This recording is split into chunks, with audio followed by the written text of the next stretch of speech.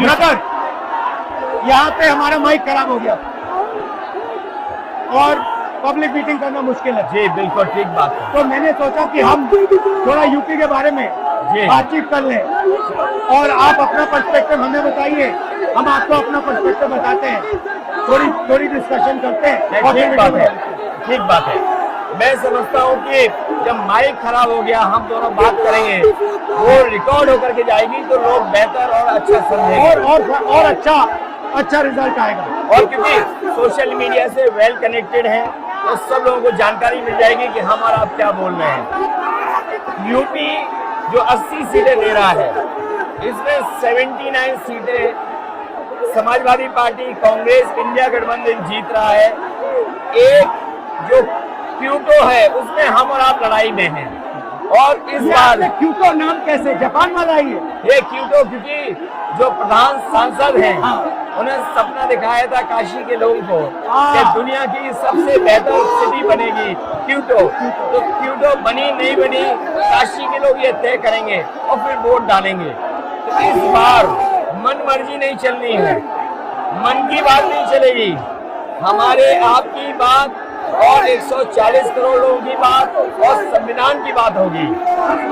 और आपने देखा, हम सब ने देखा कि यूपी को नरेंद्र मोदी जी ने बेरोजगारी का सेंटर बना दिया और इतनी बेरोजगारी की है कि जितने बच्चे दिखाई दे रहे हैं ये दिखाओ, वो लोग हैं दिखाओ जो अग्निवीर या पेपर लीक जिसकी वजह से उन्हें नौकरी नहीं मिली है और ये सब रोजगार नौकरी चाहते हैं। बीजेपी ने जो झूठे सपने दिखाए थे इन्वेस्टमेंट मीट के, जो झूठा सपना दिखाया था डिफेंस एक्सपो का, जो सपने बेचे थे G20 में, लेकिन इन नौजवानों को न नौकरी मिली न रोजगार मिला, आज ये खाली हाथ हैं। तो इसलिए हमें और आप मिल के जो आपने कहा, जो इंडिया गठबंधन कह रहा है कि 30 लाख बच्चों को नौकरी दी जाएगी, उस दिशा में हम लोग काम करेंगे। और पहली नौकरी पक्की स्कीम जिसके माध्यम से हर ग्रेजुएट को नौकरी का अधिकार, बेहतरीन ट्रेनिंग और बैंक अकाउंट में 1 लाख रुपए साल के। आपने नोट किया कि मोदी जी खटाखट बोलने शुरू कर दिए। ये आपके खटाखट के बाद वो रटारट खटाखट कर रहे हैं। अच्छा, आप एक बात बताइए, मुझे क्यूरियोसिटी है, थोड़ा आप अपने पापा के बारे में मुझे बताइए जी। मुलायम सिंह यादव जी के बारे में बताइए। आपने उनसे क्या सीखा? नेताजी और उनके साथ के लोग बिल्कुल जमीनी राजनीति करते रहे। हालांकि नेताजी कुश्ती, पहलवान और गांव के थे। करते हो कुश्ती? नहीं, मैं कुश्ती नहीं कर पाया जीवन में, क्योंकि मैं मिलिट्री स्कूल में चला गया तो कुश्ती नहीं कर पाया। लेकिन नेताजी इसीलिए धरती पुत्र बोले गए कि वो जमीन की बात को समझते थे। धरती पर जो लोग हैं उनकी क्या भावना है उसको लेकर के वो आगे बढ़ाना चाहते थे। और आपका इस क्षेत्र से और इस शहर से आज का लगाव नहीं है, न जाने कितने सालों पुराना लगाव है। जो इमोशनल कनेक्ट आपका इस शहर और शहर से है वो शायद और किसी राजनीतिक परिवार का नहीं होगा। तो नेताजी से उनका हार्डवर्क और अपने लक्ष्य के लिए लगातार काम करते रहना, जो गैर बराबरी की लड़ाई डॉक्टर राम मनोहर लोहिया यहीं लड़े थे। हालांकि हमारी आपकी विचारधारा की यहाँ टकराव रहा, लेकिन हमारे व्यक्तिगत या जो सिद्धांत में कभी समझौता नहीं हुआ। सिद्धांत को लेकर के हमने आपके साथ खड़े हुए और कई बार खड़े हुए, और आपकी भी पार्टी सिद्धांत से बहुत करीब रही समाजवादियों के। बट मुझे लगता है कि अब एक नई तरीके की पार्टनरशिप बन रही है, क्योंकि जो इस बार हमारा कोऑपरेशन है, शायद पहले ऐसा कोऑपरेशन नहीं हुआ। मतलब बिल्कुल सब जुड़ गए। सबसे अच्छा ये है कि जितना उन्होंने कहा 2 लड़कों की जोड़ी, उतना युवा आपसे, हमसे, इंडिया गठबंधन से और जुड़ गया। तो ये नेचुरल अलायंस है, और नेचुरल अलायंस इसलिए लोग महसूस कर रहे हैं कि वो चाहते हैं कि नौकरी और रोजगार मिले, नौकरी और रोजगार मिले।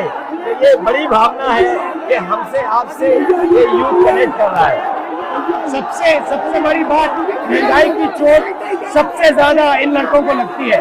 हमारी थिंकिंग है और आपकी भी है कि ये जो 22-25 लोगों को नरेंद्र मोदी जी ने पूरा का पूरा धन पकड़ा है, उसको ठीक करने के लिए जो हमारे युवा हैं, माताएं बहनें हैं, उनको डायरेक्ट बैंक अकाउंट में पैसा देना। देखिए, ये जो लोगों के पास पैसा पहुंचने से जो अर्थव्यवस्था को लाभ मिलेगा, मैं समझता हूँ इनका भाग्य में बनेगा और देश की अर्थव्यवस्था ही बेहतर होगी।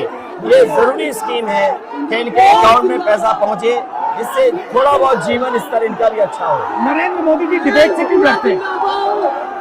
क्योंकि वो सच का सामना नहीं करना चाहते। पूरा उनका झूठ का गुब्बारा है।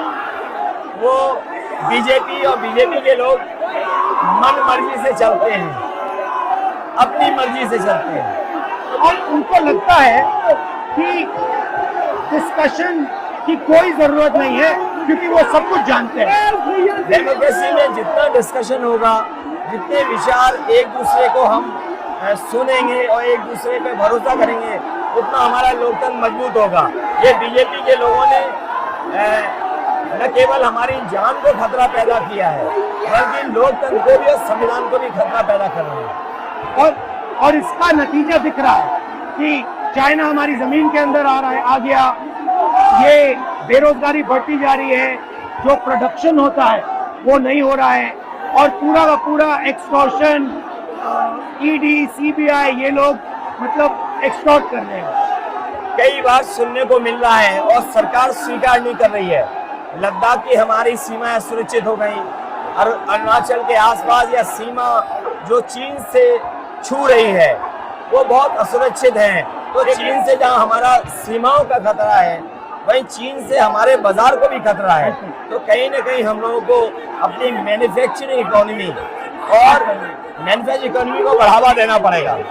और ये जो स्कीम्स है, पहली नौकरी पक्की और महालक्ष्मी, ये मैन्युफैक्चरिंग सिस्टम को, इकोनॉमिक सिस्टम को जंप स्टार्ट करने के तरीके हैं। ये बहुत अच्छा जंप स्टार्ट होगा। इसको अगर फोकस होकर के आईआईटी, पॉलिटेक्निक, इंजीनियरिंग कॉलेजेस को, इन सबको इकोसिस्टम में ला करके, मैं समझता हूँ युवा नौजवानों को अच्छी नौकरी और रोजगार मिल पाएगा। और हमारा लक्ष्य है कि सब, हर जात को भागीदारी मिले, स्पेस मिले, हर इंस्टीट्यूशन में, बिजनेस में, एजुकेशन के सिस्टम में।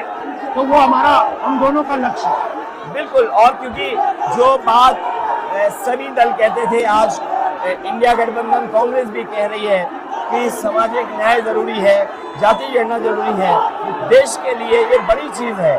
जो दुनिया में अमेरिका है, यूरोप है, अपने उन लोगों के लिए जो पीछे छूट जाते हैं, उनके लिए कुछ काम करते हैं। तो हमारा जो देश जाति के आधार पर पिछड़ा है, तो इसको आगे बढ़ाने के लिए ये बड़ी भूमिका होगी इस बार। बहुत अच्छा लगा, अच्छी बहुत अच्छी मीटिंग है। मुझे लगता है कि ये यूनिक मीटिंग है क्या?